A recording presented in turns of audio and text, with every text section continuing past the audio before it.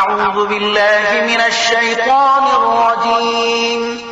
پناهړم الله تعالی شړل شوی شیطان څخه. بسم الله الرحمن الرحيم. د الله په نوم چې ډیر زیات مهربان پورا رحم لرونکی دی. وما أبرئ نفسي إن النفس لأمارة بالسوء إلا ما رحم ربي إن ربي غفور رحيم. زه د خپل نفس ښه نه وایم، نفس خو په بدۍ باندې هڅونکی دی، مګر دا چې په چا باندې زما د رب رحمت وي، بېشکه زما رب ډیر بخښونکی او رحم کوونکی دی.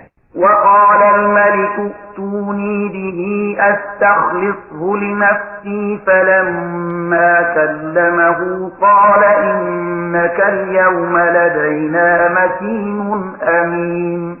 باچا وویل هغه ماته راولئ تر څو چې زه هغه د ځان د خدمت لپاره مخصوص کړم. کله چې یوسف له هغه سره خبرې وکړې نو هغه وویل اوس ته زما په وړاندې قدر او منزلت لري او ستا په امانتدارۍ باندې پوره ډاډینه ده. قال اجعلني على خزائن الأرض إني حفيظ عليم. یوسف وویل د هېواد خزانې ماته وسپاره، زه ساتونکی هم یم او عالم هم. وكذلك مكنا ليوسف في الأرض يتبوأ منها حيث يشاء نصيب برحمتنا من نشاء ولا نضيع أجر المحسنين. په دې توګه موږ په هغه هېواد کې د یوسف لپاره د حاکمیت لاره اواره کړه. د هغه خوښه وه چې په هغه هېواد کې چې چیرته یې غوښتل ځان ته ځای جوړ کړي.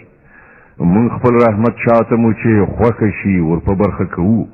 د ښو کسانو اجر له موږ سره نه ضایع کېږي. ولأجر الآخرة خير للذين آمنوا وكانوا يتقون. او د آخرت اجر د هغو کسانو لپاره ډیر غوره دی چې ایمان راوړي او د خدای له ویرې سره کار کوي. وجاء إخوة يوسف فدخلوا عليه فعرفهم وهم له منكرون. د یوسف علیه السلام ورونه مصر ته راغلل او د هغه په وړاندې حاضر شول. نو هغوی یې وپېژندل خو هغوی هغه ونه پېژانده. ولما جهزهم بجهازهم قال ائتوني بأخ لكم من أبيكم ألا ترون أني أوفي الكيل وأنا خير المنزلين. بیا چې کله هغه د هغو څټه تیاره کړله نو د خوځېدو په وخت کې هغو ته وویل خپل مېرمنی ورور ماته راولئ، نو ګورئ چې زه په څه شان پیمانه ډکه اړوم او څنګه مېلمه پالنه کوم. فإن لم تأتوني به فلا كيل لكم عندي ولا تقربون. که تاسې هغه رانه ولئ نو له ما سره ستاسې لپاره څه غلن نشته، بلکې تاسې به ماته نږدې هم رانه شئ. قالوا سنراود عنه أباه وإنا لفاعلون. هغه وویل موږ به هڅه وکړو چې پلار د هغه په لېږلو راضي شي او موږ به دا کار هرومرو وکړو.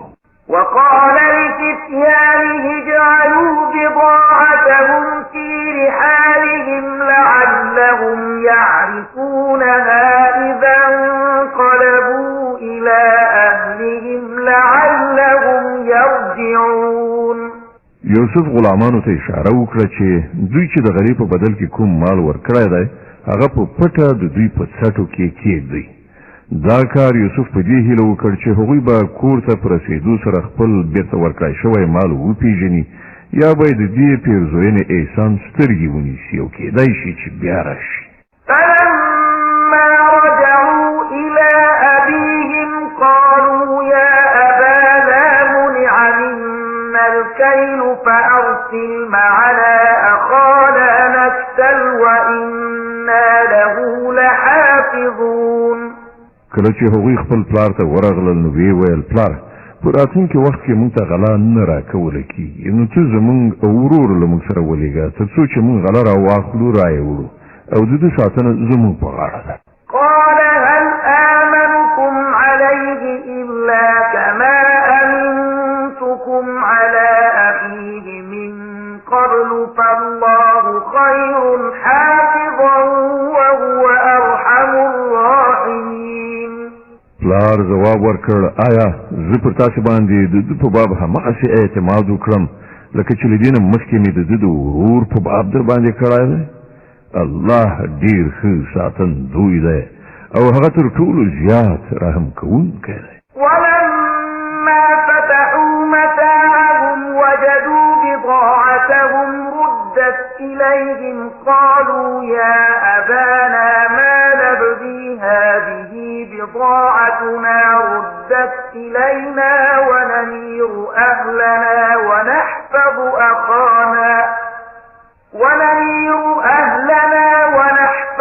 أخانا ونزداد كيل بعير ذلك كيل يسير. بیا کله چې هغوی خپلې څټې پرانیستلې نو ولیدل چې د هغو مال هم بېرته ورکړی شوی دی. دا یې چې ولیدل هغو وویل پلاره نور موږ څه غواړو، ګوره دا زموږ مال هم بېرته راکړی شوی دی. نو اوس به موږ ولاړ شو او د خپلې کورنۍ لپاره به غله راوړو، د خپل ورور ساتنه به هم وکړو او یو اوښ بار به نور هم زیات راوړو. دغومره غله به په اسانۍ سره زیاته شي. قال لن أرسله معكم حتى تؤتون موثقا من الله لتأتونني به إلا أن يحاط بكم فلما آتوه موثقهم قال الله على ما نقول وكيل. د هغو پلار وویل زه به هېڅکله هغه له تاسې سره ونه لېږم تر څو پورې چې تاسې د الله په نوم له ما سره لوز ونه کړئ چې دی به هرومرو بېرته ما ته راولئ، مګر دا چې تاسې چېرته محاصره کړی شئ. کله چې هغه ورسره خپل تعهد وکړ نو هغه وویل ګورئ زموږ پر دې وینا باندې الله ساتونکی یعنې وکیل او ګواه دی. وقال يا بني لا تدخلوا من باب واحد وادخلوا من أبواب متفرقة وما أغني عنكم من الله من شيء إن الحكم إلا لله عليه توكلت وعليه فليتوكل المتوكلون. بیا هغه وویل زما زامنو د مصر پایتخت ته له یوې دروازې مه ننوځئ بلکې له بېلابېلو دروازو ورشئ، خو زه د الله له غوښتنې څخه تاسې نشم ژغورلی. د هغه له امر نه پرته د بل هیچا امر نه چلیږي. پر همغه باندې ما توکل کړی دی او هر څوک چې توکل کوي پر همغه دې وکړي. ولما دخلوا من حيث أمرهم أبوهم ما كان يغني عنهم من الله من شيء إلا حاجة في نفس يعقوب قضاها وإنه لذو علم لما علمناه ولكن أكثر الناس لا يعلمون. او پیښه هم دا وشوه چې کله هغوی د خپل پلار له لارښوونې سره سم ښار ته له بېلابېلو دروازو نه ورداخل شول نو د هغه دغه احتیاطي تدبیر د الله د غوښتنې په مقابله کې هیڅ په درد ونه شو خوړلی، خو صرف د یعقوب علیه السلام په زړه کې چې یوه تلوسه وه د هغې پوره کولو لپاره هغه تر خپلې وسې هڅه وکړه. بېشکه هغه زموږ د ورښودلي علم خاوند و، خو زیاتره خلک د موضوع په حقیقت باندې نه پوهېږي. ولما دخلوا على يوسف آوى إليه أخاه قال إني أنا أخوك فلا تبتئس بما كانوا يعملون. دوی چې د یوسف علیه السلام حضور ته ورغلل هغه خپل ورور ځان ته بیل وغوښت او ورته یې وویل چې زه ستا همغه ورور یم چې ورک شوی و، اوس ته د هغو چارو اندېښنه مه کوه چې دوی کړي دي.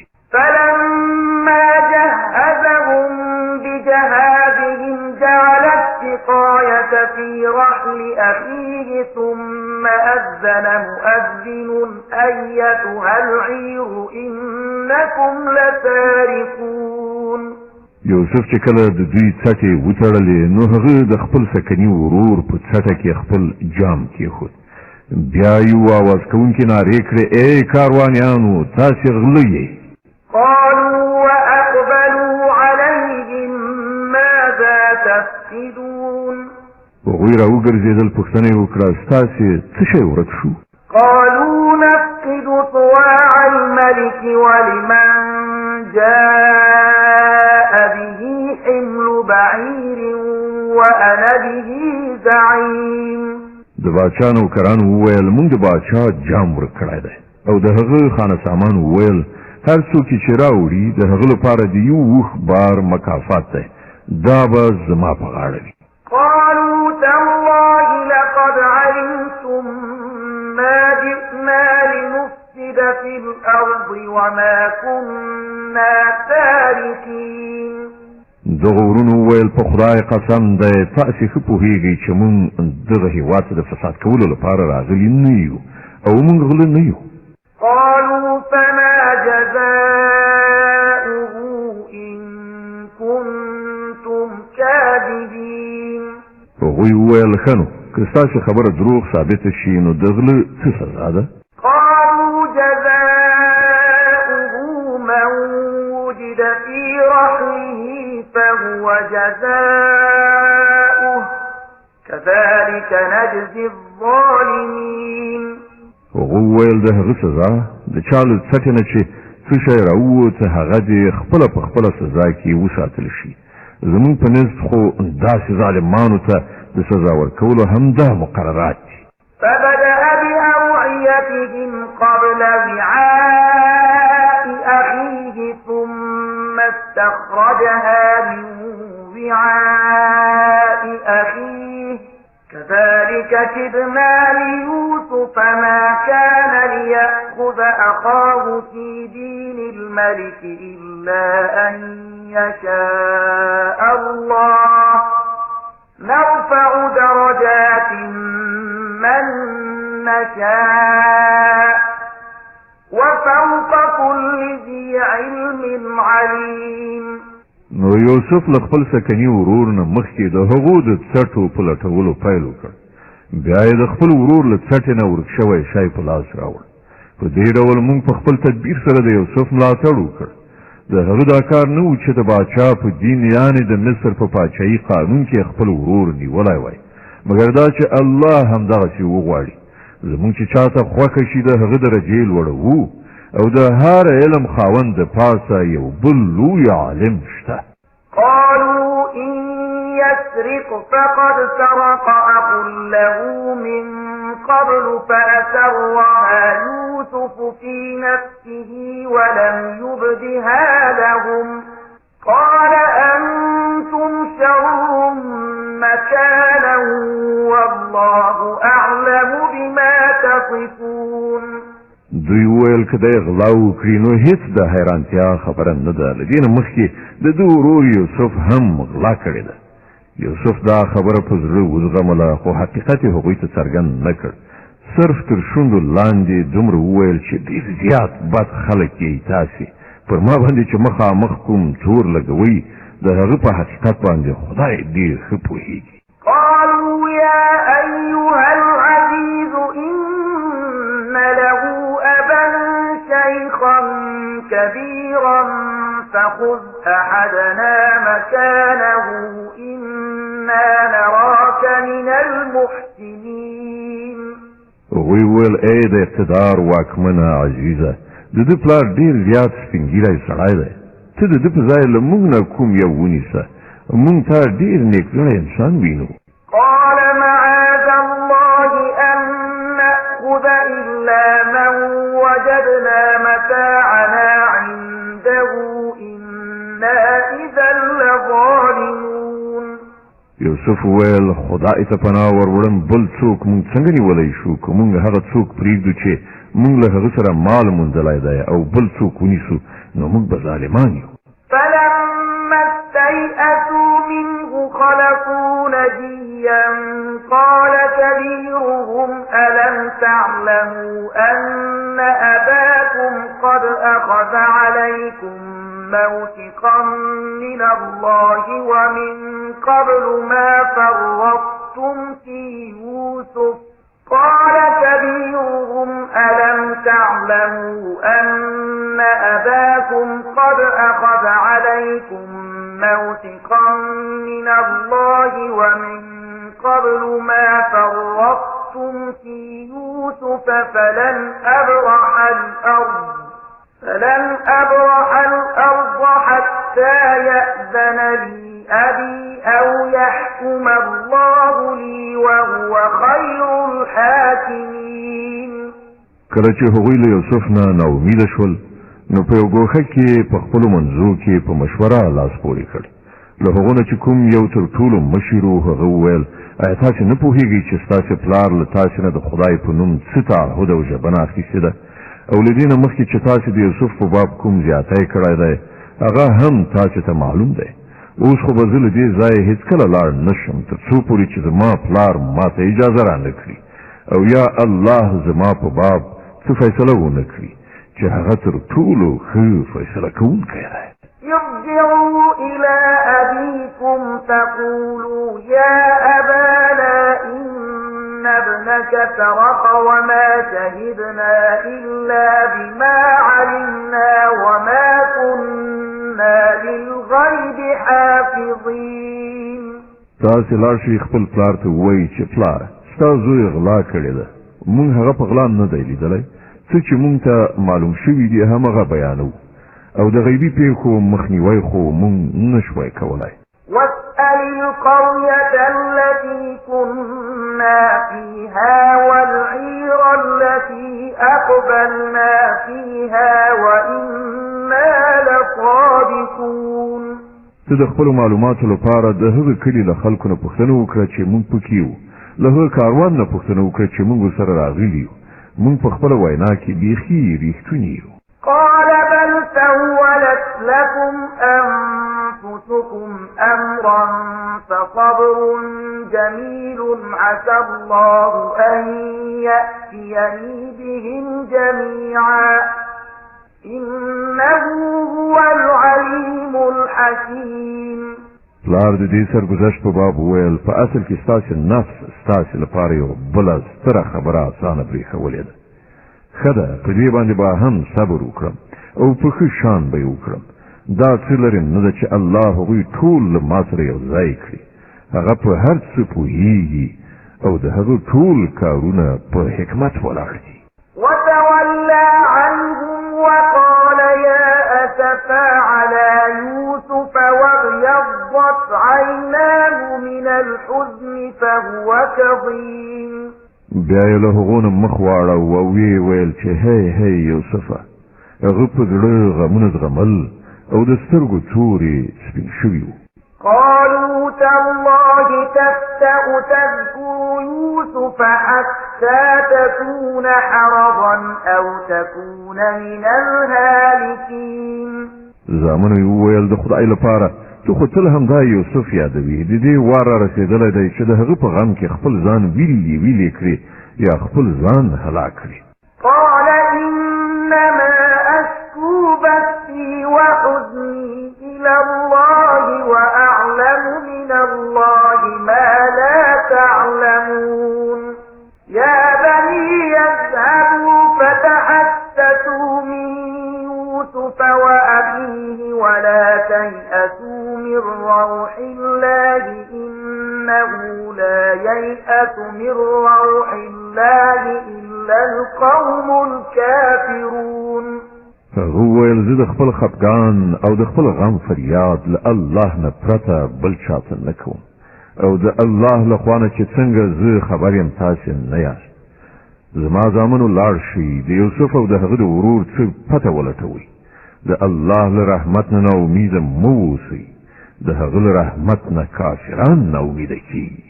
فلما دخلوا عليه قالوا يا أيها العزيز مسنا وأهلنا الضر وجئنا ببضاعة مزجاة فأوف لنا الكيل وتصدق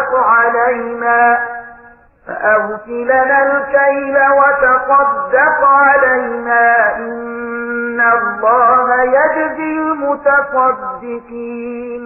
کله چې دا خلک مصر ته لاړل د یوسف حضور ته ورغلل نو یې عرض وکړ چې ای واکمن سرداره مونږ او زمونږ کورنۍ په سخت کړاو کې اخته یو او مونږ یو څه ناچیزه غوندې پانګه له ځانه سره راوړې ده ته مونږ ته پوره غله راکړه او خیرات راباندې وکړه الله خیرات کوونکو ته مکافات ورکوي. قال هل علمتم ما فعلتم بيوسف وأخيه إذ أنتم جاهلون. د دې په اورېدو یوسف نور ځنډ ونه کړ. هغه وویل ایا تاسو ته د دې څه معلومات شته چې تاسو له یوسف او د هغه له ورور سره څه کړي وو کله چې تاسو ناپوهان وئ؟ قالوا أئنك لأنت يوسف قال أنا يوسف وهذا أخي قد من الله علينا إنه من يتق ويصبر فإن الله لا يضيع أجر المحسنين. هغوی ټکان وخوړ ویې ویل آیا ته یوسف یې؟ هغه وویل هو زه یوسف یم او دا زما ورور دی. الله پر مونږ باندې احسان وکړ. حقیقت دا دی که څوک له تقوا او صبر نه کار واخلي نو د الله په وړاندې د دغسې نیکو خلکو بدله نه ضایع کیږي. قالوا تالله لقد آثرك الله علينا وإن كنا لخاطئين. هغوی وویل په خدای قسم چې تاسې ته الله پر مونږ باندې فضیلت در بخلی او په رښتیا چې مونږ خطاکاران وو. قال لا تثريب عليكم اليوم يغفر الله لكم وهو أرحم الراحمين. هغه ځواب ورکړ نن پر تاسې کومه پړه نشته. الله دې تاسې ته بښنه وکړي. هغه تر ټولو زیات رحم کوونکی دی.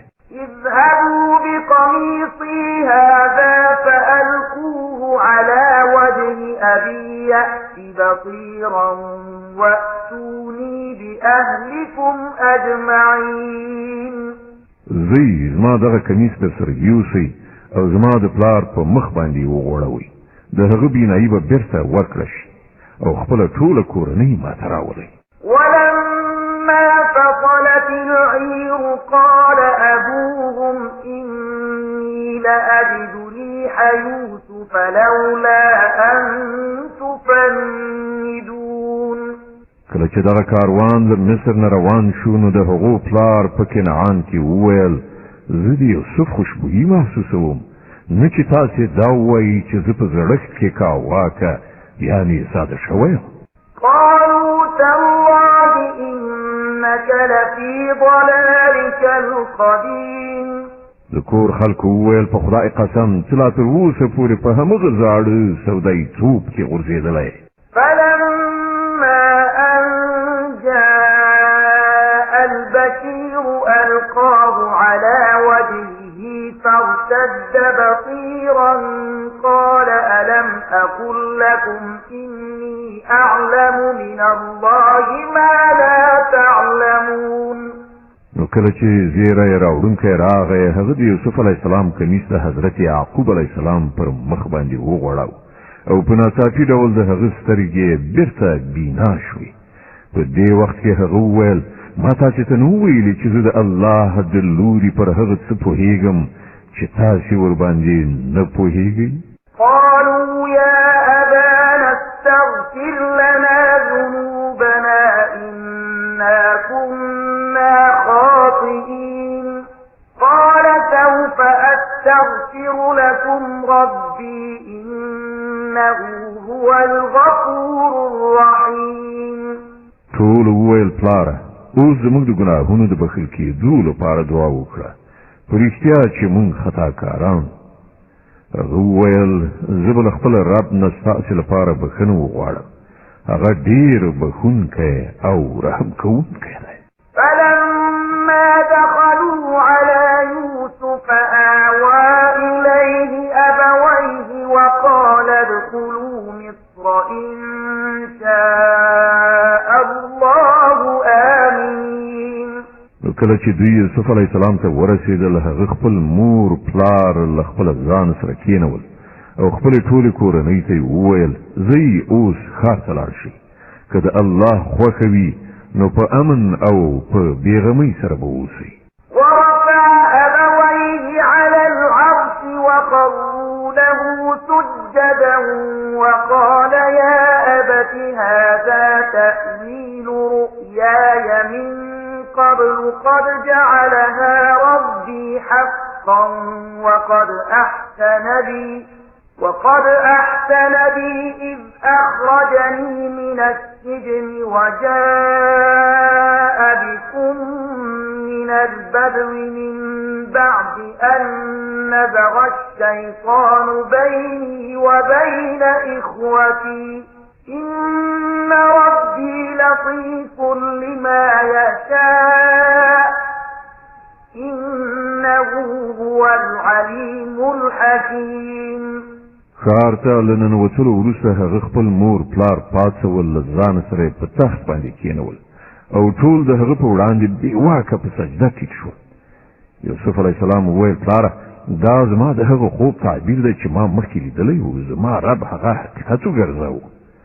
د هغه د خوب پیرزوینه ده چې هغه زه له زندان نه راویستلم او تاسې له بیدیانه دلته راوستلی، له ما سره یو ځای کړئ، په داسې حال کې چې شیطان زما او زما د ورونو تر منځه فساد اچولی و. واقعیت دا دی چې زما رب په نالیدلو تدبیرونو سره خپله غوښتنه ترسره کوي. بېشکه هغه د علم او حکمت څښتن دی. رب قد آتيتني من الملك وعلمتني من تأويل الأحاديث فاطر السماوات والأرض أنت ولي في الدنيا والآخرة توفني مسلما وألحقني بالصالحين. ای زما ربه تا ما ته حکومت را کړی او ما ته د خوبونو او د پیښو د تعبیرونو پوهېدل را زده کړي دي. د ځمکې او اسمان هستوونکیه همدا ته زما په دنیا او آخرت کې سرپرست دي. زما خاتمه په اسلام باندې وګرځوه او په پای کې ما له صالحانو سره یو ځای کړه. ذلك من أنباء الغيب نوحيه إليك وما كنت لديهم إذ أجمعوا أمرهم وهم يمكرون. ای محمد صلی الله علیه وسلم دغه کیسه د غیبو له خبرونو څخه ده چې مونږ تا ته وحی کوو، که نن په هغه وخت کې خو ته موجود نه وي چې د یوسف علیه السلام ورونو په خپلو منځو کې په اتفاق کولو دسیسه جوړه کړې وه. وما أكثر الناس ولو حرصت بمؤمنين. خو ته که هر څومره وغواړې له دوی نه زیاتره خلک منونکي یعنی ایمان راوړونکي نه دي. وما تسألهم عليه من أجر إن هو إلا ذكر للعالمين. په داسې حال کې چې ته په دې خدمت باندې له دوی نه کومه اجوره هم نه غواړې، دا خو یو نصیحت دی چې د ټولو نړیوالو لپاره دی. وكأي من آية في السماوات والأرض يمرون عليها وهم عنها معرضون. په ځمکه او اسمانونو کې څومره نښانې چې پر هغو باندې دوی تېرېږي او یوه ذره پاملرنه ورته نه کوي. وما يؤمن أكثرهم بالله إلا وهم مشركون. زیاتره له دوی نه الله مني، خو په دې ډول چې له هغه سره نور شریکوي. أفأمنوا أن تأتيهم غاشية من عذاب الله أو تأتيهم الساعة بغتة وهم لا يشعرون. دوی ډاډه دي چې د خدای د عذاب کومه بلا به دوی ونه نیسي یا به په بېخبرۍ کې د قیامت ساعت په ناڅاپي ډول ورباندې را نشي. قل هذه سبيلي أدعو إلى الله على بصيرة أنا ومن اتبعني وسبحان الله وما أنا من المشركين. دوی ته په ډاګ ووایه زما لاره خو دغه ده، زه د الله لوري ته دعوت کوم، زه په خپله په پوره رڼا کې خپله لاره وینم او زما ملګري هم، او الله پاک دی او له مشرکانو سره زما څه اړیکه نشته. وما أرسلنا من قبلك إلا رجالا نوحي إليهم من أهل القرى أفلم يسيروا في الأرض فينظروا كيف كان عاقبة الذين من قبلهم ولدار الآخرة خير للذين اتقوا أفلا تعقلون. اے محمد صلی الله علیه وسلم، لتانه مخکې چې مونږ کوم پیغمبران لیږلي وو هغوی هم ټول انسانان او د همدغو سیمو له اوسیدونکو څخه وو او د همغو لوري ته مونږ وهیلي. نو آیا دوی په ځمکه کې ګرځي راګرځي نه چې د هغو قومونو عاقبت دوی ته ور په نظر نشي چې له دوی نه مخکې تیر شوي دي؟ په باوري ډول د آخرت کور د هغو کسانو لپاره لا زیات غوره دی چې هغوی د پیغمبرانو د ویناو منلو د تقوا کړنلاره غوره کړه. آیا اوس به هم تاسې نه پوهیږئ؟ حتى إذا استيأس الرسل وظنوا أنهم قد كذبوا جاءهم نصرنا فنجي من نشاء ولا يرد بأسنا عن القوم المجرمين. ان تر دې پورې چې کله پیغمبران د خلکو نه ناامیده شول او خلکو هم دا وانګیرله چې هغو ته دروغ ویل شوي دي، نو په ناڅاپي ډول پیغمبرانو ته زمونږ مرسته ورسېدله. کله چې دغسې وخت راځي نو زمونږ قانون دا دی چې چاته چې زمونږ خوښه شي نجات ورکوو او پر مجرمانو باندې زمونږ د عذاب د راتګ مخه نشي نیول کېدی. لقد كان في قصصهم عبرة لأولي الألباب ما كان حديثا يفترى ولكن تصديق الذي بين يديه وتفصيل كل شيء وهدى ورحمة لقوم يؤمنون. د مخکینیو خلکو په دغو قصو کې د پوهې لرونکو لپاره عبرت دی. دا څه چې په قرآن کې بیانېږي دا سختګي خبرې نه دي، بلکې کوم کتابونه چې له دې نه مخکې راوړل شوي دي د همغو تصدیق او د هر شي تفصیل دی او د ایمان راوړونکو لپاره هدایت او رحمت. بسم الله الرحمن الرحیم. د الله په نوم چې ډیر زیات مهربان پورا رحم لرونکی دی. ألف لام ميم را تلك آيات الكتاب والذي أنزل إليك من ربك الحق ولكن أكثر الناس لا يؤمنون. الف لام میم را دغه د الهي کتاب آیتونه دي او چې ستا د رب له لوري پر تا باندې نازل کړي شوي دي هغه ذاتاً حق دي، خو ستا د قوم زیاتره خلک یې نه مني. الله الذي رفع السماوات بغير عمد ترونها ثم استوى على العرش وسخر الشمس والقمر كل يجري لأجل مسمى يدبر الأمر يفصل الآيات لعلكم بلقاء ربكم توقنون. مغه الله دی چې هغه آسمانونه لستنو پرته همداسې درولي دي چې تاسې په خپله ګورئ. د هغه د خپل سلطنت پر تخت باندې ځلانده شو او هغه لمر او سپوږمۍ د یو قانون تابع ګرځولي. د دې ټول نظام هر شی تر یو ټاکلي وخت پورې چلیږي او همغه الله د دې ټول کار تدبیر کوي. هغه نښانې په ډاګه څرګنده بیانوي، ښایي چې تاسې له خپل رب سره په یو ځای کېدو باور وکړئ. وهو الذي مد الأرض وجعل فيها رواسي وأنهارا ومن كل الثمرات جعل فيها زوجين اثنين يغشي الليل النهار إن في ذلك لآيات لقوم يتفكرون. او همغه ده چې دا ځمکه یې غوړولې ده، په دې کې د غرونو میخونه ټک وهلي دي او سیندونه یې بهولي دي.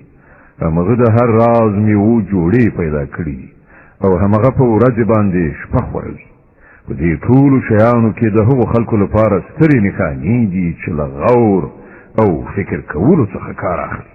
وفي الأرض قطع متجاورات وجنات من أعناب وزرع ونخيل صنوان وغير صنوان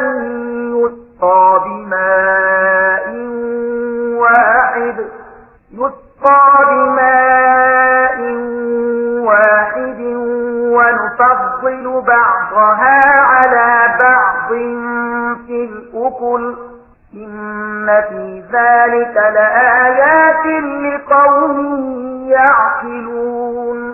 او ګورئ، په ځمکه کې بېلابېلې سیمې دي چې یو له بلې سره نښتي دي. د انګورو باغونه دي، کښتونه دي، د خرما ونې دي چې له هغو نه ځینې یوستوي یعنې له یوې تنې نه دي او ځینې غبرګي. ټولې په یو اوبو خړوبېږي، خو موږ د ځینو خوند ډېر ښه کوو او د ځینو لږ. په دغو ټولو شیانو کې د هغو خلکو لپاره ډېرې نښانې دي چې له پوهې نه کار اخلي. وإن تعجب فعجب قولهم أإذا كنا ترابا أإنا لفي خلق جديد أولئك الذين كفروا بربهم وأولئك الأغلال في أعناقهم وأولئك أصحاب النار هم فيها خالدون. اوس که ته حیرانېږي نو د حیرانتیا وړ د خلکو دا وینا ده چې کله چې موږ مړه شو، خاورې شو، نو آیا موږ به بیا له سره را پیدا کړی شو؟ دا هغه خلک دي چې دوی په خپل رب کافر شوي دي. دا هغه کسان دي چې د دوی په غاړه کې توقونه غورځېدلي دي. دوی دوزخیان دي او په دوزخ کې به د تل لپاره اوسېدونکي وي. ويستعجلونك بالسيئة قبل الحسنة وقد خلت من قبلهم المثلات وإن ربك لذو مغفرة للناس على ظلمهم وإن ربك لشديد العقاب. دوی له نیکۍ نه مخکې د بدۍ لپاره تلوار کوي. په داسې حال کې چې له دوی نه مخکې چې کومو کسانو دغسې کړنلاره نیولې ده، پر هغو باندې د خدای د عذاب د عبرت وړ مثالونه تېر شوي. حقیقت دا دی چې ستا رب د خلکو له تېریو سره سره هغو ته بښنه کوي او دا هم حقیقت دی چې ستا رب سخت سزا ورکوونکی دی. ويقول الذين كفروا لولا أنزل عليه آية من ربه إنما أنت منذر ولكل قوم هاد. دغه خلک چې ستا د خبرې له منلو یې انکار کړی دی، یعنې کافران وایي چې په دغه سړي باندې د ده د رب له لوري کومه نښانه ولې یې نازله نه کړی شوه؟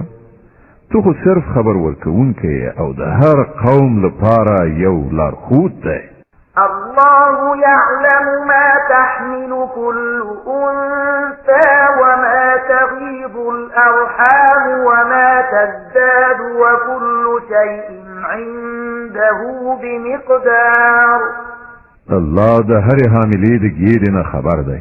څه چې په هغې کې جوړیږي په هغه باندې هم هغه پوهیږي او په هغه کې چې څه کمای یا زیاتوالی راځي له هغه څخه هم هغه باخبره دی د هر شي لپاره د هغه په وړاندې یوه اندازه ټاکلې ده عالم الغیب والشهادة الكبير المتعال هغه په پټ او ښکاره هر څه باندې عالم دی هغه لوی او په هر حال کې د لوړتیا خاوند دی سواء منكم من أسر القول ومن جهر به ومن هو مستخف بالليل وسارب بالنهار لتاسو نه کوم څوک په زور وغږیږي یا ورو او څوک د شپې په ترغمۍ کې پټ شوی وي یا د ورځې په رڼا کې روان وي د هغه لپاره ټول یو شان دي له معقبات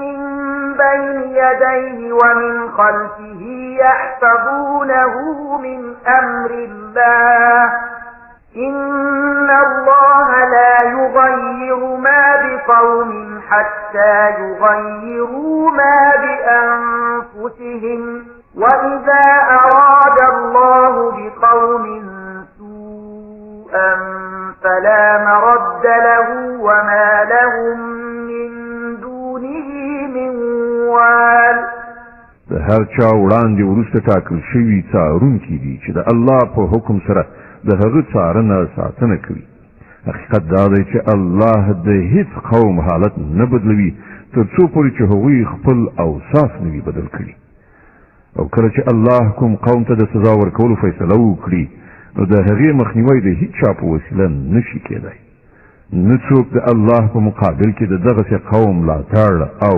ساتندوی ګرځېدلی شي هو الذي يريكم البرق خوفا وطمعا وينشئ السحاب الثقال همغه ذات دی چې تاسو ته برېښنا ځلوي چې د هغې په لیدلو سره هم اندېښمن کېږئ او هم هیلهمن کېږئ همغه ذات دی چې له اوبو نه ډکه وریځ راپورته کوي ويسبح الرعد بحمده والملائكة من خيفته ويرسل الصواعق فيصيب بها من يشاء وهم يجادلون في الله وهو شديد المحال د ورځې کړه سهار د هغه له ثنا سره د هغه پاکي بیانوي او فرشتې د هغه له هیبت نه په لړزېدو د هغه تسبیح وایي هغه کرسیدونکې برېښناوي لیږي او په چا باندې چې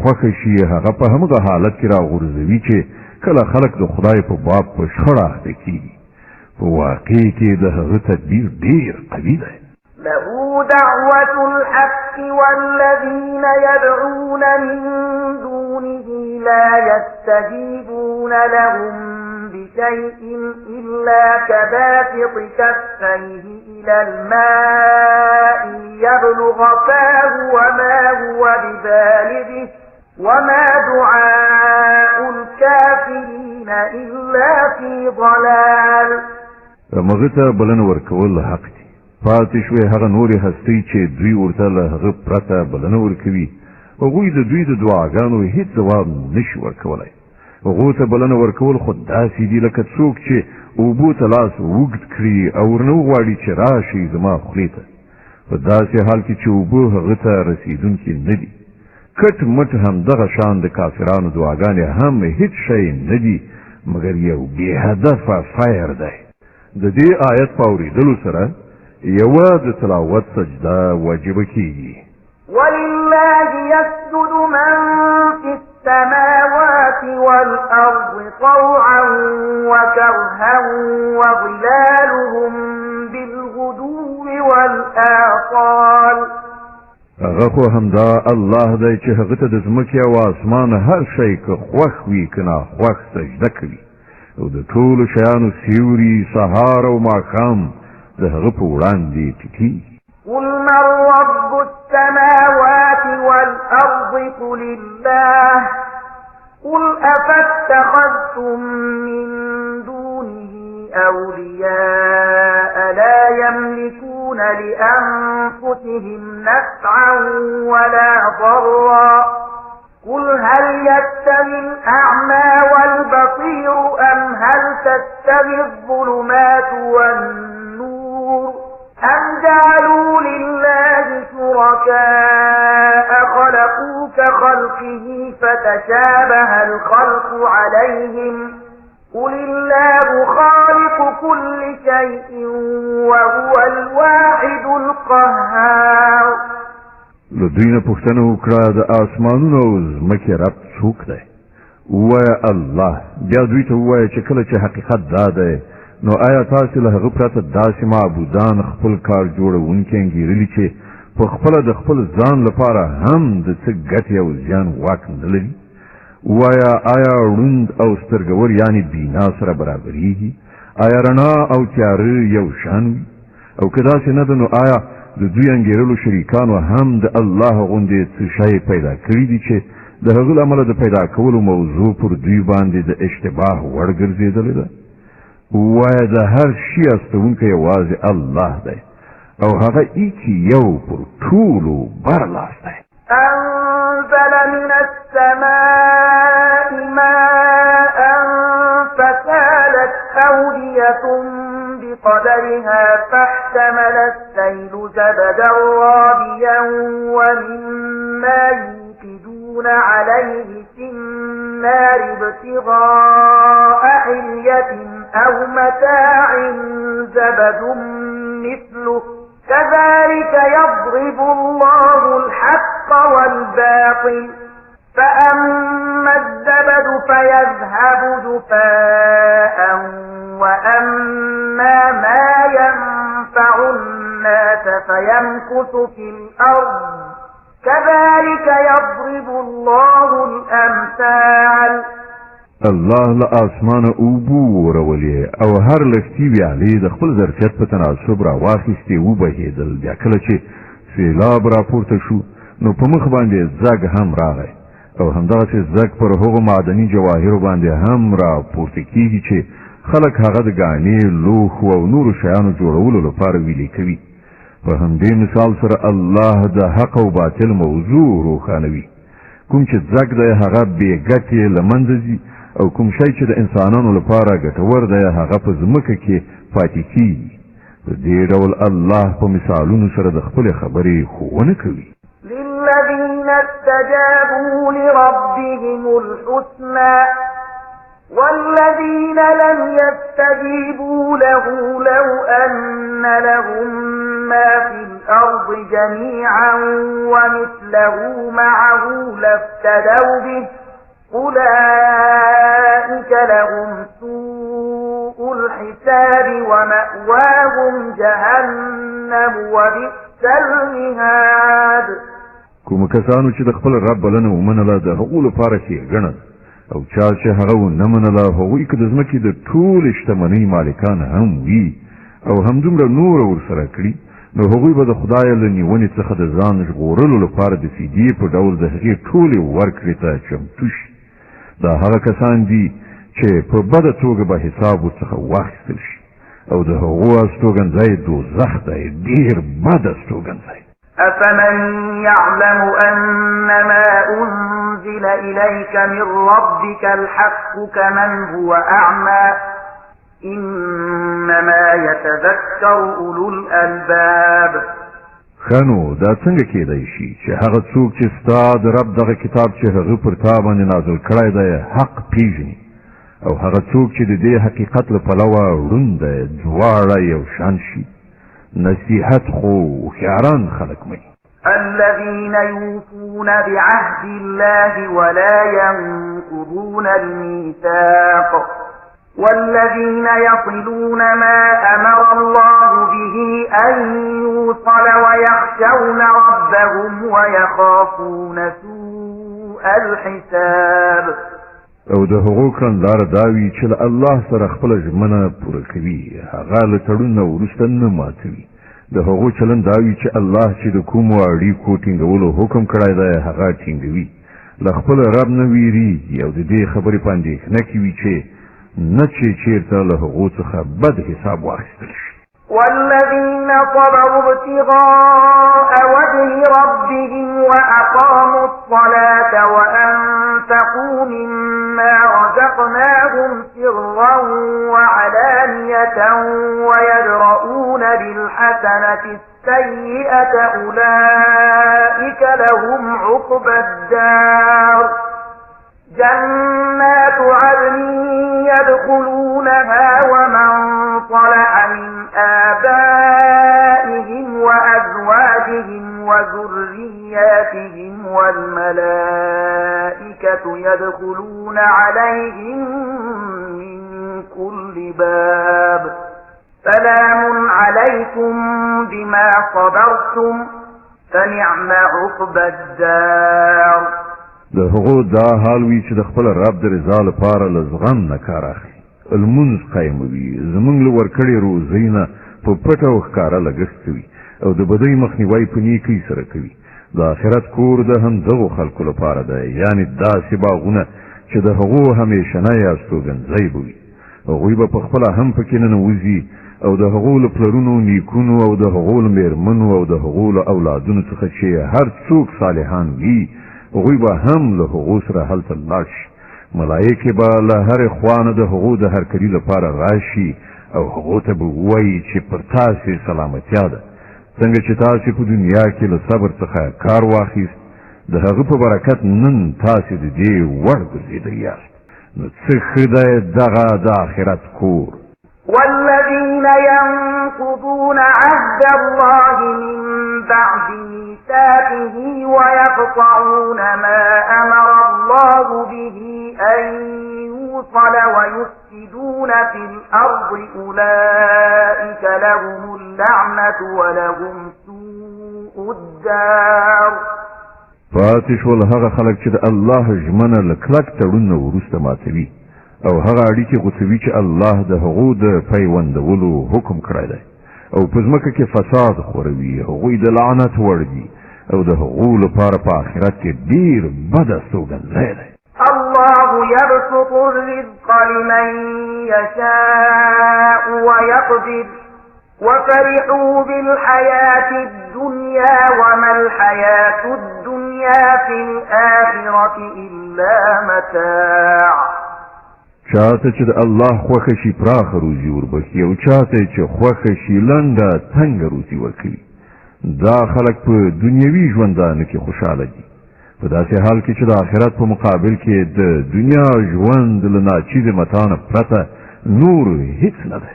ويقول الذين كفروا لولا أنزل عليه آية من ربه قل إن الله يضل من يشاء ويهدي إليه من أناب.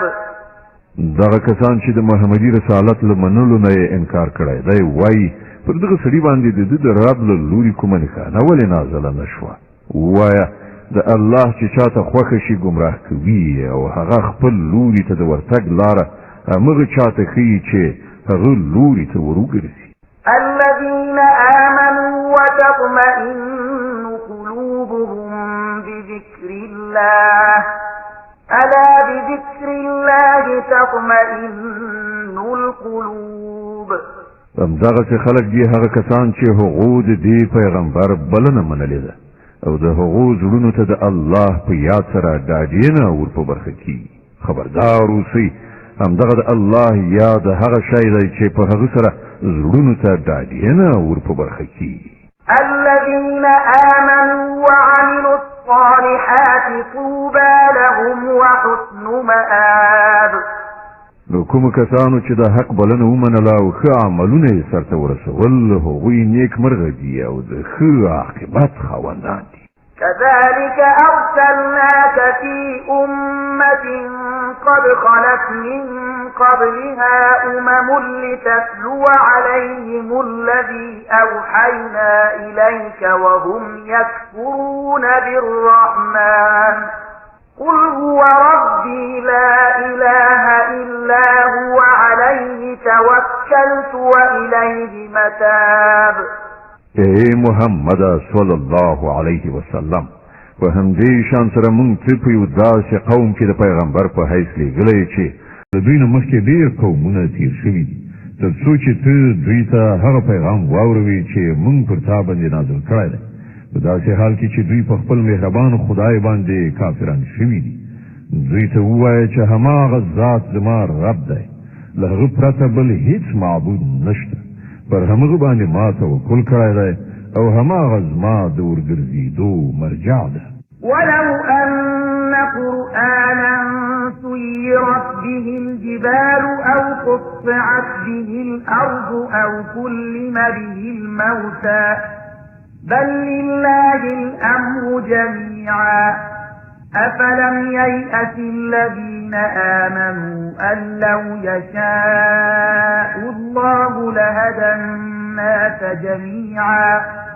ولا يزال الذين كفروا تصيبهم بما صنعوا قارعة أو تحل قريبا من دارهم حتى يأتي وعد الله إن الله لا يخلف الميعاد او څه به شوي وو که کوم داسې قرآن نازل کړی شوی وای چې د هغه په زور سره غرونه خوځېدلي وای یا ځمکه څیرې شوې وای یا مړي له قبرو څخه راوتلي غږېدلي وای د دغه ډول معجزو ښودل څه ګران نه دي بلکې ټوله واکمني یوازې د الله په لاس کې ده نو آیا مؤمنان تر اوسه پورې د کافرانو د غوښتنې په ځواب کې د کومې معجزې راتګ ته په تمن ناست دي او په دې پوهېدلو سره ناامید شوي نه دي چې که الله غوښتي وای نو ټولو انسانانو ته به یې هدایت کړی کوم کسانو چې له خدای سره د کفر چلند غوره کړی دی پر هغو باندې د هغو د کړو وړو له امله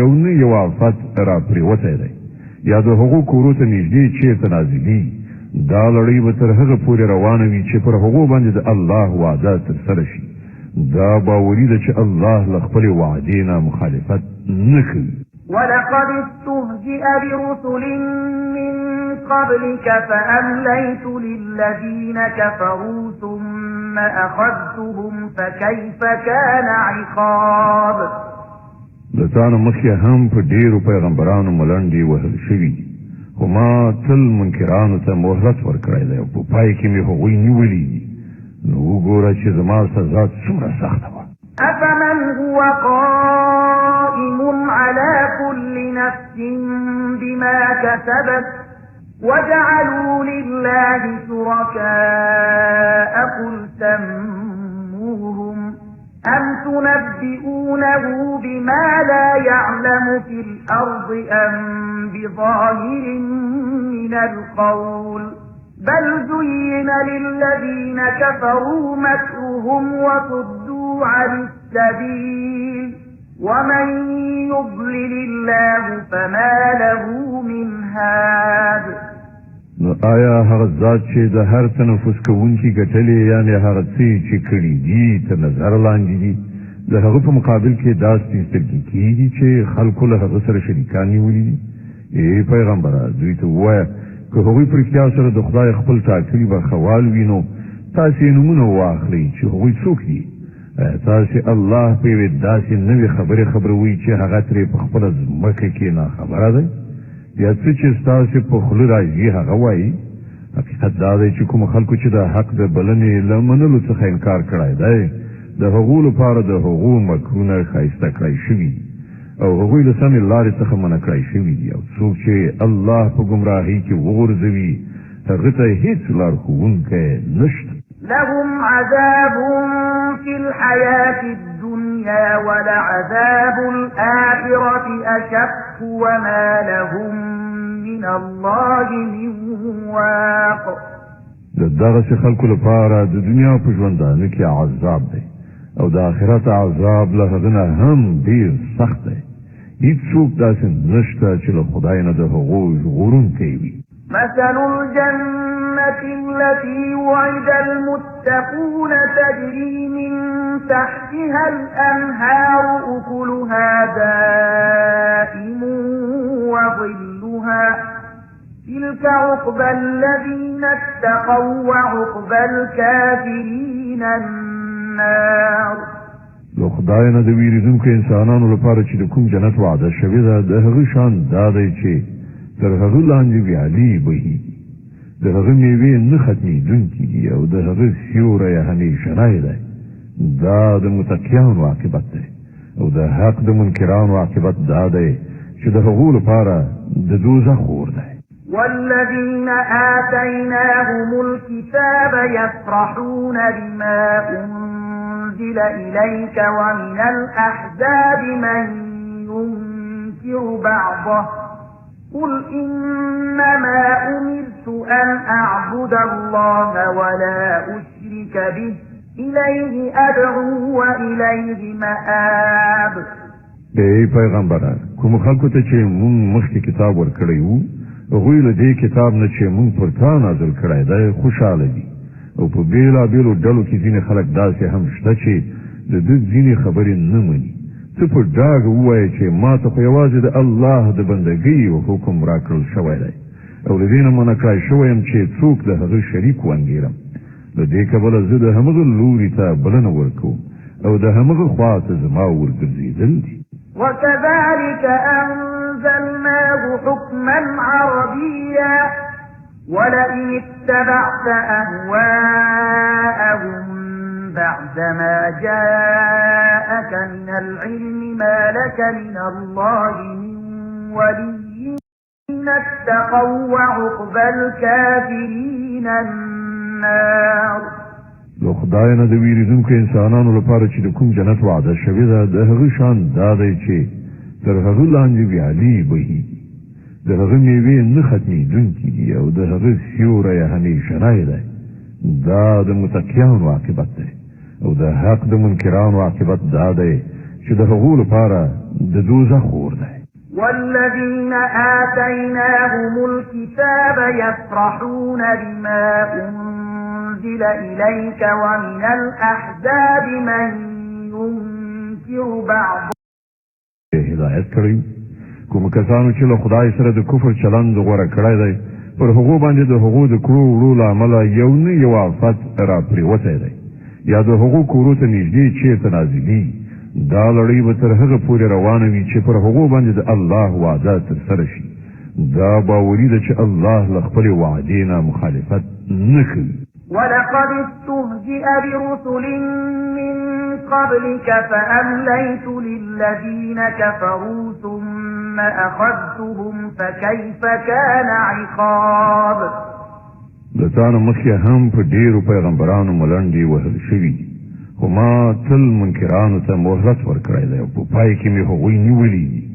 نو وګوره چې زما سزا څومره سخته وه.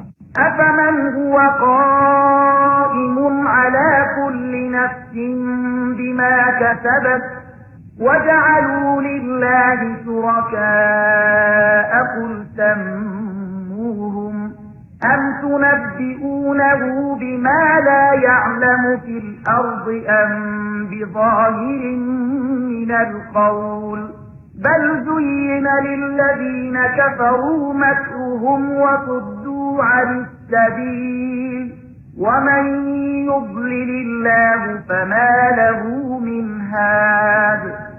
نو آیا هغه ذات چې د هر تنفس کوونکي ګټلې یعنې هغه څه چې کړي دي تر نظر لاندې دي د هغه په مقابل کې داسې سترګې کېږي چې خلکو له هغه سره شریکان نیولي دي؟ ای پیغمبره دوی ته ووایه که هغوی په رښتیا سره د خدای خپل ټاکلي برخوال وي نو تاسې یې نومونه واخلئ چې هغوی څوک دي. تاسې الله په یوې داسې نوې خبرې خبروئ چې هغه ترې په خپله ځمکه کې ناخبره دی یا څه چې ستاسې په خوله راځي هغه وایي. حقیقت دا دی چې کومو خلکو چې د حق د بلنې له منلو څخه انکار کړی دی د هغو لپاره د هغو مکرونه ښایسته کړی شوي او هغوی له سمې لارې څخه منع کړی شوي دي او څوک چې الله په ګمراهۍ کې وغورځوي هغه ته هېڅ لارښوونکی نشته. لهم عذاب في الحياة الدنيا ولعذاب الآخرة أشق وما لهم من الله من واق. د دغسې خلکو لپاره د دنیا په ژوندانه کې عذاب دی او د آخرت عذاب له هغه نه هم ډېر سخت دی. هیڅوک داسې نشته چې له خدای نه د هغو ژغورونکی وي. مثل الجنة التي وعد المتقون تجري من تحتها الأنهار أكلها دائم وظلها تلك عقبى الذين اتقوا وعقبى الكافرين النار. لو خدای نه د ویریدونکو انسانانو لپاره چې د کوم جنت وعده شوې ده د هغه شان دا دی چې تر هغه لاندې ویالې بهیږي، د هغه میوې نه ختمېدونکي دي او د هغه سیوری همیشنی دی. دا د متقیانو عاقبت دی او د حق د منکرانو عاقبت دا دی چې د هغو لپاره د دوزخ اور دی. والذين آتيناهم الكتاب يفرحون بما أنزل إليك ومن الأحزاب من ينكر بعضه قل إنما أمرت أن أعبد الله ولا أشرك به إليه أدعو وإليه مآب. ای پیغمبره کوم خلکو ته چې مونږ مخکې کتاب ورکړی وو هغوی له دې کتاب نه چې مونږ پر تا نازل کړی دی خوشحاله دي او په بېلابېلو ډلو کې ځینې خلک داسې هم شته چې د ده ځینې خبرې نه مني. ته په ډاګه ووایه چې ما ته خو یوازې د الله د بندګۍ او حکم راکړل شوی دی او له دې نه منع کړی شوی یم چې څوک د هغه شریک وانګېرم. له دې کبله زه د همغه لوري ته بلنه ورکوم او د همغه خوا ته زما ورګرځېدل دي. وكذلك أنزلناه حكما عربيا ولئن اتبعت أهواءهم بعدما جاءك من العلم ما لك من الله من ولي ولا واق. له همدې لارښوونې سره مونږ دغه د فرمان په توګه په عربي ژبه پر تا باندې نازل کړی دی. اوس که تا د دې علم سره چې تا ته راغلی دی د خلکو د غوښتنو پیروي وکړه نو د الله په مقابل کې نه څوک ستا ملاتړ او مرستندوی دی او نه څوک د هغه له نیونې څخه تا ژغورلی شي.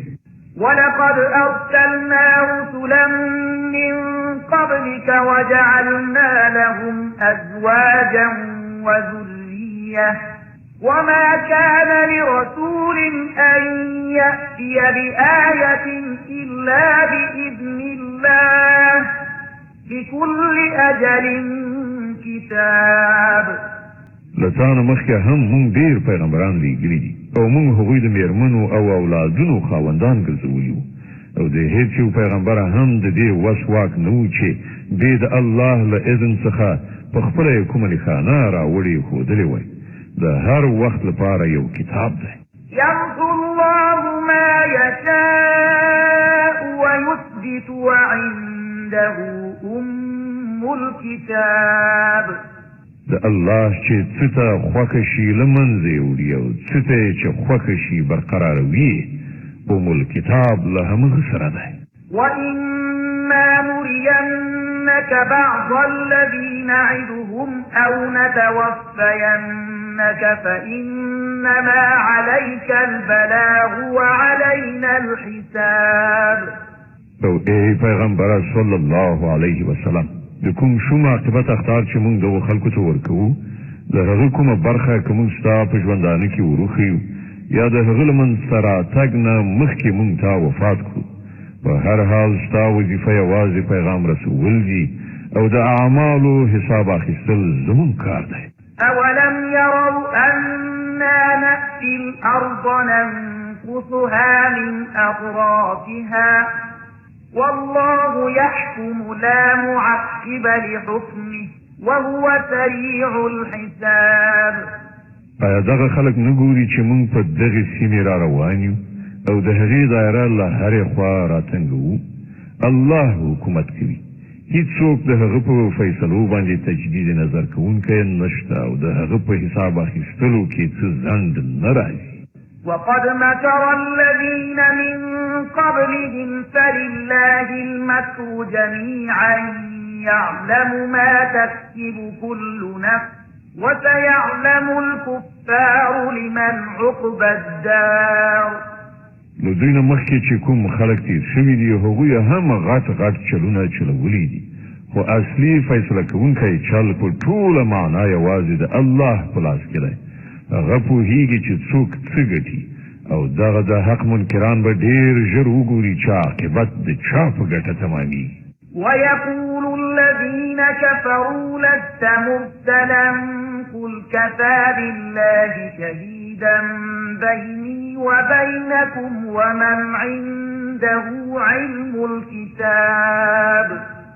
دغه منکران وایي چې ته د خدای لیږل شوی نه یې. ووایه زما او ستاسې په منځ کې د الله شاهدي کافي ده. ورپسې د هر هغه چا شاهدي ده چې د آسماني کتاب علم ولري. بسم الله الرحمن الرحیم. د الله په نوم چې ډیر زیات مهربان پورا رحم لرونکی دی. الف لام را كتاب أنزلناه إليك لتخرج الناس من الظلمات إلى النور بإذن ربهم إلى صراط العزيز الحميد. الله الذي له ما في السماوات وما في الأرض وويل للكافرين من عذاب شديد. الذين يستحبون الحياة الدنيا على الآخرة ويصدون عن سبيل الله ويبغونها عوجا أولئك في ضلال بعيد. الف لام را. ای پیغمبره دا یو کتاب دی چې موږ ستا لوري ته نازل کړی دی تر څو چې ته خلک له ترږمیو نه راوباسې رڼا ته یې راولي د هغو د رب په توفیق سره د هغو خدای لارې ته چې زورور او په خپل ذات کې په خپله ستایل شوی دی او د ځمکې او آسمانونو د ټولو هستیو څښتن دی او سخته تباه کوونکې سزا ده د هغو حق نه منونکو لپاره چې د دنیا ژوند ته په آخرت باندې ترجیح ورکوي. د الله له لارې نه خلک منع کوي او غواړي چې دغه لاره د هغو د هیلو سره سمه کږه شي. دا خلک په ګمراهۍ کې ډېر لرې تللي دي. وما أرسلنا من رسول إلا بلسان قومه ليبين لهم فيضل الله من يشاء ويهدي من يشاء وهو العزيز الحكيم. مونږ چې د خپل پیغام رسولو لپاره هر کله کوم پیغمبر لیږلی دی هغه ته مو هماغه د خپل قوم په ژبه پیغام ورکړی دی تر څو چې هغه په ښه شان په روښانه توګه هغوی په خبره پوه کړي. بیا چې د الله چاته خوښه شي ګمراه کوي او چاته چې خوښه شي سمه لاره ورښيي. هغه برلاسی او د حکمت څښتن دی. ولقد أرسلنا موسى بآياتنا أن أخرج قومك من الظلمات إلى النور وذكرهم بأيام الله إن في ذلك لآيات لكل صبار شكور. موږ له دې نه مخکې موسی علیه السلام هم له خپلو نښانو سره لیږلی دی. هغه ته هم موږ حکم کړی و چې خپل قوم له ترږمیو نه رڼا سره وباسه او هغو ته د الهي تاریخ د درس اخیستنې وړ پیښو په اورولو سره نصیحت وکړه. په دغو پیښو کې د هر هغه چا لپاره سترې نښانې دي چې صبر او شکر کوونکي دي. وإذ قال موسى لقومه اذكروا نعمة الله عليكم إذ أنجاكم من آل فرعون يسومونكم سوء العذاب ويذبحون أبناءكم ويستحيون نساءكم وفي ذلكم بلاء من ربكم عظيم. هغه وخت یاد کړه چې موسی علیه السلام خپل قوم ته وویل د الله هغه ښېګڼه په یاد ولرئ چې هغه پر تاسې کړې ده.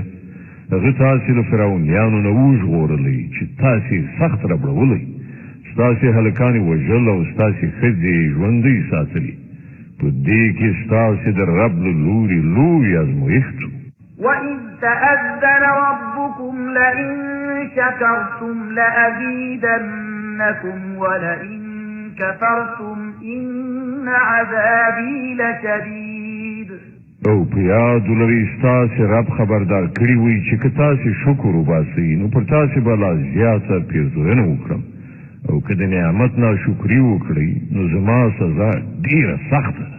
وقال موسى إن تكفروا أنتم ومن في الأرض جميعا فإن الله لغني حميد. او موسی وویل چې که تاسې کافر شئ او د ځمکې ټول اوسېدونکي هم کافر شي نو الله بې نیازه او په خپل ذات کې خپله ستایل شوی دی. ألم يأتكم نبأ الذين من قبلكم قوم نوح وعاد وثمود والذين من بعدهم لا يعلمهم إلا الله جاءتهم رسلهم بالبينات فردوا أيديهم في أفواههم وقالوا إنا كفرنا بما أرسلتم به وإنا لفي شك مما تدعوننا إليه مريب. آیا تاسې ته د هغو قومونو حالات نه دي رسېدلي چې له تاسې نه مخکې تېر شوي دي؟ د نوح قوم، عادیان، سمودیان او د هغو وروسته راتلونکي ډېر قومونه چې د هغو شمېر یوازې الله ته معلوم دی. د هغو پیغمبران چې کله هغو ته له روښانه خبرو او ښکاره څرګندو نښانو سره راغلل د هغو خپلې ګوتې په خولو کې ونیولې او ویې ویل چې له کوم پیغام سره چې تاسې لېږل شوي یاست موږ هغه نه منو او د کوم شي لوري ته چې تاسې بلنه راکوئ د هغه له پلوه موږ په سخت اندېښناک شک کې لوېدلي یو.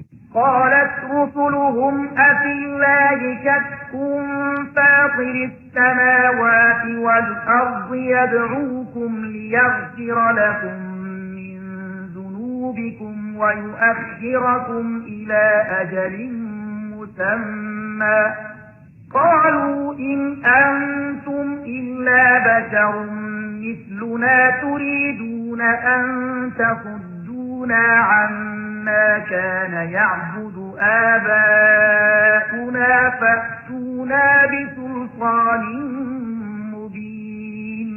د هغو پیغمبرانو وویل آیا د خدای په باب شک دی چې د آسمانونو او ځمکې پیدا کوونکی دی؟ هغه تاسې ته بلنه درکوي تر څو چې ستاسې ګناهونه وبخي او تاسې ته تر یوې ټاکلې نیټې پورې مهلت درکړي. هغو ځواب ورکړ تاسې نور څه نه یئ مګر همغسې انسانان لکه چې مونږ یو. تاسې غواړئ مونږ د هغو هستیو له بندګۍ نه منع کړئ چې د هغو بندګي له پلار نیکه راهیسې کېږي. ښه نو راوړئ کوم څرګند سند. قالت لهم رسلهم إن نحن إلا بشر مثلكم ولكن الله يمن على من يشاء من عباده وما كان لنا أن نأتيكم بسلطان إلا بإذن الله وعلى الله فليتوكل المؤمنون. د هغو پیغمبرانو هغو ته وویل په رښتیا سره چې موږ نور څه نه یو مګر ستاسې په څېر انسانان خو الله چې کله له خپلو بندګانو نه په چا باندې وغواړي احسان کوي او دا زموږ په واک کې نه ده چې تاسې ته کوم سند راوړو. سند خو یوازې د الله په اذن سره راتلی شي او په همغه الله باندې د مؤمنان توکل وکړي. وما لنا ألا نتوكل على الله وقد هدانا سبلنا ولنصبرن على ما آتيتمونا وعلى الله فليتوكل المتوكلون. او موږ ولې پر الله توکل نه کړو په داسې حال کې چې د ژوند په لارو هغه موږ ته لارښوونه کړې ده؟ تاسې چې موږ ته کوم کړاوونه رسوئ موږ به پر هغو صبر وکړو او توکل کوونکو ته پکار ده چې پر الله توکل وکړي. وقال الذين كفروا لرسلهم لنخرجنكم أرضنا أو لتعودن في ملتنا فأوحى إليهم ربهم لنهلكن الظالمين ولنسكننكم الأرض من بعدهم ذلك لمن خاف مقامي وخاف وعيد. په پای کې منکرانو خپلو پیغمبرانو ته وویل چې یا به تاسې بیرته زموږ په دین کې داخلیږئ که نه نو موږ به تاسې له خپل هېواد نه وباسو. په دې وخت کې د هغو رب هغو ته وحي ولېږله چې موږ به دغه ظالمان هلاک کړو او له هغو وروسته به تاسې په ځمکه کې میشته کړو. دا د هغه چا مکافات دی چې زما په حضور کې له ځواب ویلو نه ویره لري او زما د عذاب له اخطار نه ډارېږي. واستفتحوا وخاب كل جبار عنيد. هغو فیصله غوښتې وه نو دغسې د هغو فیصله وشوه او د حق هر جابر دښمن په مخ وخوړله. من ورائه جهنم ويسقى من ماء صديد يتجرعه ولا يكاد يسيغه ويأتيه الموت من كل مكان وما هو بميت ومن ورائه عذاب غليظ. بیا پس له دې نه وړاندې د هغه لپاره دوزخ دی، هلته به هغه ته د وینو زو غوندې د څښلو اوبه ورکړی شي چې په سختۍ سره به له ستوني څخه د هغو د تېرولو هڅه وکړي او په ډېره سختۍ سره به تېرې کړی شي. مرګ به له هره پلوه پر هغه خور شي مګر هغه به ونه مري او وړاندې به یو سخت عذاب هغه ته سترګې په لاره وي. مثل الذين كفروا بربهم أعمالهم كرماد اشتدت به الريح في يوم عاصف لا يقدرون مما كسبوا على شيء ذلك هو الضلال البعيد. کوم خلک چې په خپل رب کافر شوي دي د هغو د عملونو مثال د هغو ایرو په شان دی چې هغه د یوې طوفاني ورځې بړبوکۍ الوزولي وي. هغوی به د خپلو کړو وړو هېڅ میوه ونه شي میندلی. همدا انتهایي ورکاوی دی. ألم تر أن الله خلق السماوات والأرض بالحق إن يشأ يذهبكم ويأتي بخلق جديد وما ذلك على الله بعزيز. آیاتن نویني چې الله د آسمانونو او ځمکې پیدایښت په حق باندې درولی دی. که هغه وغواړي نو تاسې به له منځه یوسي او یو نوی مخلوق به ستاسې په ځای راولي. دغه کار هغه ته هېڅ ګران نه دی. وبرزوا لله جميعا فقال الضعفاء للذين استكبروا إنا كنا لكم تبعا فهل أنتم مغنون عنا من عذاب الله من شيء قالوا لو هدانا الله لهديناكم سواء علينا أجزعنا أم صبرنا ما لنا من محيص. او دا خلک چې کله ټول یو ځای د الله په وړاندې څرګند شي نو په هغه وخت کې به له دوی نه هغه کسان چې په دنیا کې کمزوري وو هغوی به هغو کسانو ته چې لوی یې کوله ووایي په دنیا کې موږ ستاسې پیروان اوس آیا تاسې د الله له عذاب نه زموږ د ژغورلو لپاره څه کولی شئ؟ دوی به ووایي که الله موږ ته هدایت کړی وای نو موږ به هم تاسو ته لارښوونه کړې وای. اوس خو یو شان ده که موږ سرټکونه او بېصبري وکړو یا صبر په هر حال زموږ د ژغورنې څه لاره نشته. وقال الشيطان لما قضي الأمر إن الله وعدكم وعد الحق ووعدتكم فأخلفتكم وما كان لي عليكم من سلطان إلا أن دعوتكم فاستجبتم لي وما كان لي عليكم من سلطان إلا أن دعوتكم فاستجبتم لي فلا تلوموني ولوموا أنفسكم ما أنا بمصرخكم وما أنتم بمصرخي إني كفرت بما أشركتمون من قبل إن الظالمين لهم عذاب أليم.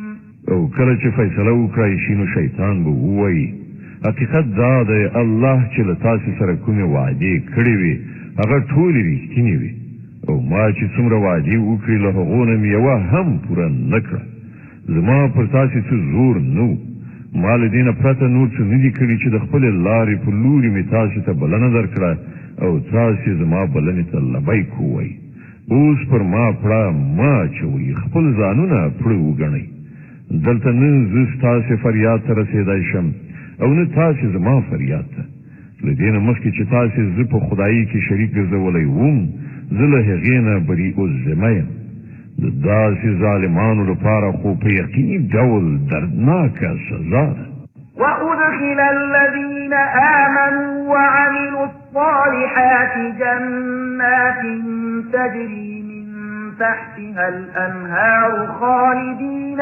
فيها بإذن ربهم تحيتهم فيها سلام. د دې په خلاف کوم کسانو چې په دنیا کې ایمان راوړی دی او ښه عملونه یې کړي دي هغوی به په داسې باغونو کې ننویستل شي چې تر هغو لاندې به ویالې بهیږي هلته به هغوی د خپل رب په حکم سره د تل لپاره اوسي او هلته به د هغو هرکلی د سلامتیا په مبارکۍ ویلو سره وشي. ألم تر كيف ضرب الله مثلا كلمة طيبة كشجرة طيبة أصلها ثابت وفرعها في السماء تؤتي أكلها كل حين بإذن ربها ويضرب الله الأمثال للناس لعلهم يتذكرون. آیا نګوري چې الله د سپېڅلې کلمې مثال کوم شی ښودلی دی د هغې مثال داسې دی لکه یوه ښه ذات لرونکې ونه چې د هغې ریښې په ځمکه کې خښې شوي دي او څانګې تر اسمانه رسېدلي دي هغه په هر وخت کې د خپل رب په حکم سره خپلې میوې راوړي دا مثالونه الله د دې لپاره بیانوي چې خلک ورڅخه درس واخلي. ومثل كلمة خبيثة كشجرة خبيثة اجتثت من فوق الأرض ما لها من قرار. او د ناولې کلمې مثال دی وی بدذاتې ونې په څېر دی چې د ځمکې له مخ نه راویستل شوې غورځول کېږي د هغې لپاره هیڅ محکم والی نشته. يثبت الله الذين آمنوا بالقول الثابت في الحياة الدنيا وفي الآخرة ويضل الله الظالمين ويفعل الله ما يشاء. الله ایمان راوړونکو ته په دنیا او آخرت دواړو کې د یوې ثابتې وینا پر بنسټ ثبات په برخه کوي او الله ظالمان گمراه کوي د الله واک دی چې څه غواړي کوي.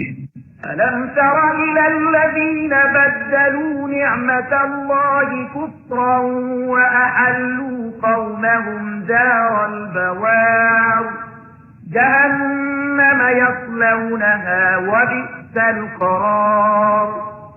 تا هغه خلک ولیدل چې هغوی د الله نعمت وموند او هغه د نعمت په ناشکرۍ سره بدل کړ او له خپل ځان سره خپل قوم هم د هلاکت په کور کې وغورځاو یعنې دوزخ چې په هغه کې به هغوی ننوځي او هغه د استوګنې ډېر بد ځای دی. وجعلوا لله أندادا ليضلوا عن سبيله قل تمتعوا فإن مصيركم إلى النار. او د الله یو څه سیالانې وټاکل تر څو چې هغوی دوی د الله له لارې نه بېلارې کړي دوی ته ووایه ښه ده خوندونه واخلئ په پای کې ستاسې ورګرځېدل دوزخ دی. قل لعبادي الذين آمنوا يقيموا الصلاة وينفقوا مما مما رزقناهم سرا وعلانية من قبل أن يأتي يوم لا بيع فيه ولا خلال. ای پیغمبره زما کوم بندگانو چې ایمان راوړی دی هغو ته ووایه چې لمونځ قایم کړي او څه چې موږ هغو ته ورکړي دي له هغو څخه د خیر په لاره کې په پټه او ښکاره لګښت وکړي مخکې له دې نه چې هغه ورځ راشي چې په هغې کې به نه اخیستل او خرڅول وي او نه به د خپلوي پالنه وشي. الله الذي خلق السماوات والأرض وأنزل من السماء ماء فأخرج به من الثمرات رزقا لكم وسخر لكم الفلك لتجري في البحر بأمره وسخر لكم الأنهار. الله خو همغه دی چې هغه ځمکه او اسمانونه پیدا کړل او له اسمانه یې اوبه ورولې بیا یې د هغو په وسیله تاسې ته د روزي رسولو راز میوې پیدا کړي هغه کښتۍ ستاسې لپاره په کار واچوله چې په سمندر کې د هغه په حکم روانه شي او سیندونه یې ستاسې لپاره په کار واچول. وسخر لكم الشمس والقمر دائبين وسخر لكم الليل والنهار. هغه لمر او سپوږمۍ ستاسې لپاره په کار واچول چې د قانون تابع چلیږي او شپه او ورځ ستاسې لپاره په کار واچوله. وآتاكم من كل ما سألتموه وإن تعدوا نعمة الله لا تحصوها إن الإنسان لظلوم كفار. هغه ټول هغه څه تاسې ته درکړل چې تاسې وغوښتل که تاسې وغواړئ چې د الله نعمتونه وشمېرئ نو شمېرلی نه شئ. حقیقت دا دی چې انسان ډېر بې انصافه او ناشکره دی. وإذ قال إبراهيم رب اجعل هذا البلد آمنا واجنبني وبني أن نعبد الأصنام. یاد کړه هغه وخت چې ابراهیم دعا کړې وه چې پروردګار دا ښار د امن ښار وګرځوه او ما او زما اولاد له بتپرستۍ نه وساته.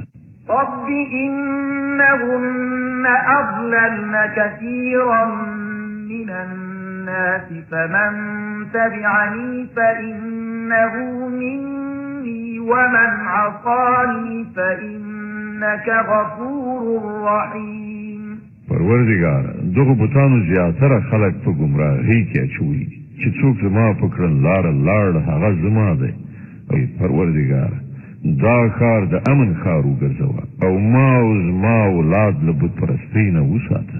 ربنا إني أسكنت من ذريتي بواد غير ذي زرع عند بيتك المحرم ربنا ليقيموا الصلاة فاجعل أفئدة من الناس تهوي إليهم ربنا ليقيموا الصلاة فاجعل أفئدة من الناس تهوي إليهم وارزقهم من الثمرات لعلهم يشكرون. پروردګار ما په یو بې اوبو وښو ناو کې د خپل اولاد یوه برخه ستا د محترم کور تر څنګ میشته کړه. پروردګار دا ما د دې لپاره کړي دي چې دا خلک دلته لمونځ قایم کړي نو ته د خلکو زړونه د دوی په تلوسه کړه او ته دوی ته د خوراک میوې ورکړه ښایي چې دوی شکر ویستونکي شي. ربنا إنك تعلم ما نخفي وما نعلن وما يخفى على الله من شيء في الأرض ولا في السماء. پروردګار ته پر هغه څه چې مونږ یې پټوو یا یې څرګندوو پوهېږي او په رښتیا سره له الله څخه هېڅ شی نه په ځمکه کې پټ دی نه په آسمانونو کې. الحمد لله الذي وهب لي على الكبر إسماعيل وإسحاق إن ربي لسميع الدعاء. الدعاء د هغه خدای شکر دی چې هغه ماته په دې زوړوالي کې اسماعیل او اسحاق غوندې زامن راکړل. حقیقت دا دی چې زما رب ارومرو د دعا اورېدونکی دی. رب اجعلني مقيم الصلاة ومن ذريتي ربنا وتقبل دعاء ربنا اغفر لي ولوالدي وللمؤمنين يوم يقوم الحساب. زما پروردگار ما د لمونځ قایمونکی وګرځوه او زما له اولاد نه هم داسې خلک راپورته کړه چې دغه عبادت ادا کړي. پروردگاره زما دعا قبوله کړه. پروردگاره ما زما مور پلار او ټولو مؤمنانو ته په هغه ورځ بښنه وکړه چې حساب برپا وي. ولا تحسبن الله غافلا عما يعمل الظالمون إنما يؤخرهم ليوم تشخص فيه الأبصار مهطعين مقنعي رؤوسهم لا يرتد إليهم صرفهم وأفئدتهم هواء. اوس چې دغه ظالمان څه کوي ته الله له هغو نه غافل مه ګڼه. الله خو دوی د هغې ورځې لپاره ځنډوي چې کله دا حالت وي چې سترګې تیغې رډې پاتې وي، سرونه نیغ نیونکي به په تیښته وي، پورته لوري ته به شخ کتل وي او زړونه به الوزي. وأنذر الناس يوم يأتيهم العذاب فيقول الذين ظلموا ربنا أخرنا إلى أجل قريب نجب دعوتك ونتبع الرسل أولم تكونوا أقسمتم من قبل ما لكم من زوال. محمد صلی الله علیه وسلم ته دوی له هغې ورځې نه وویروه چې کله دوی ته عذاب راشي. په هغه وخت کې به دغه ظالمان ووایي چې ای زمونږ ربه مونږ ته لږ غوندې نور مهلت راکړه، مونږ به ستا دعوت ته لبیک ووایو او د پیغمبرانو پیروي به وکړو. خو دوی ته به په څرګند ډول ځواب ورکړی شي چې آیا تاسې همغه خلک نه یي چې له دې نه مخکې مو په قسمونو خوړلو ویل چې مونږ هېڅکله زوال نه لرو. وسكنتم في مساكن الذين ظلموا أنفسهم وتبين لكم كيف فعلنا بهم وضربنا لكم الأمثال. داسې حال کې چې تاسې د هغو قومونو په کلیو کې اوسېدلی چې هغو په خپله په ځان ظلم کړی و او کتلې مو چې مونږ له هغو سره څه چلند وکړ او د هغو د مثالونو په راوړلو مونږ تاسې پوهولي هم وی. وقد مكروا مكرهم وعند الله مكرهم وإن كان مكرهم لتزول منه الجبال. هغو خپلې ټولې دسیسې په کار واچولې خو د هغو د هرې دسیسې خنثی کول له الله سره وو، که څه هم چې د هغو چلونه داسې قوي وو چې غرونه به پرې له ځایه بې ځایه شي. فلا تحسبن الله مخلف وعده رسله إن الله عزيز ذو انتقام. ای پیغمبره ته هیڅکله دا ګمان مه کوه چې الله به په کوم وخت کې له خپلو پیغمبرانو سره د کړو وعدو پر خلاف کار وکړي. الله زورور او غچ اخیستونکی دی. يوم تبدل الأرض غير الأرض والسماوات وبرزوا لله الواحد القهار. دوی له هغې ورځې نه وویروه چې کله ځمکه او اسمانونه بدل او له یو څه نه بل څه جوړ کړی شي او ټول به د یو قهار خدای په وړاندې څرګند حاضر شي. وترى المجرمين يومئذ مقرنين في الأصفاد سرابيلهم من قطران وتغشى وجوههم النار ليجزي الله كل نفس ما كسبت إن الله سريع الحساب. په هغه ورځ به څه مجرمان وګوري چې په زنځیرونو کې به یې لاسونه پښې کلکې تړلي وي د قیر جامې به یې اغوستې وي او د اور شغلې به د هغو پر مخونو خورېدونکي وي دا به ځکه داسې وي چې الله هر تنفس کوونکي ته د هغه د کړو وړو بدله ورکړي د الله په حساب اخیستلو کې څه ځنډ نه راځي هذا بلاغ للناس ولينذروا به وليعلموا أنما هو إله واحد وليذكر أولو الألباب دا د ټول انسانانو لپاره یو پیغام دی او دا د دې لپاره لیږل شوی دی چې هغوی د ده په وسیله خبردار کړی شي او هغوی وپوهیږي چې په حقیقت کې خدای صرف یکی یو دی او څوک چې پوهه لري هغوی متوجه شي صدق الله العظیم الله ستر رښتیا ویونکی دی